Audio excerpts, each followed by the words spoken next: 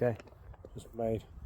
I was doing my drain, and then if you've seen my video on top 10 tips on how to not get distracted, you'll understand what happened there. So I made that because I find it for writing fight scenes and stuff like that. I find it's easier to go through them, and like same with I used to use a tree and stuff and just imagine it. But I just thought I'll make this quick dummy, basically for the book 2. There's a lot more fight scenes in that. Well, so yeah.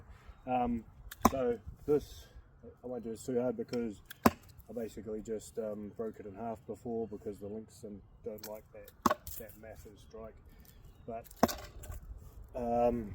yes, obviously you can use that for that. What we used to do with the 3-foot piece of rope, which was based on that, but obviously you can't go around hitting people with that because you'll do some serious damage.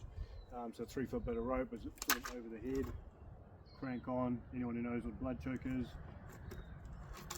doesn't take long. We found that getting over like that when somebody's throwing full noise punches, which we used to train pretty hard out, basically it works sometimes, but sometimes it's just too hard basket.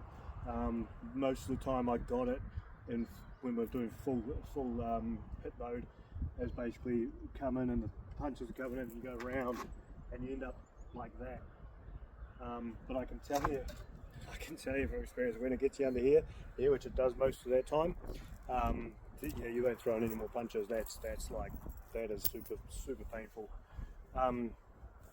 and that's just practice enough. So we same thing. Now I realise there's going to be heaps of experts on here, or heaps of people who have an opinion on anything like this, So it's like anything. Everyone's going to like assholes. Everyone's got one, So it's like everyone's got an opinion. But personally, I was taught to go straight in. Any strikes like that, more of a cut. And so yeah, you don't want to get into a knife fight anyway. This is just, as I said, just me sort of fucking around. I don't personally like the reverse grip that much. Yeah, it does have its place, but I just, yeah, not that I've like been in loads of knife fights or anything like that, but so yeah, as I said, like practicing for scenes and stuff, and it just helps me get into that sort of mode of thinking about what my character's going to be doing. Another note, I've now sold 11 copies of the book, which I'm pretty stoked about.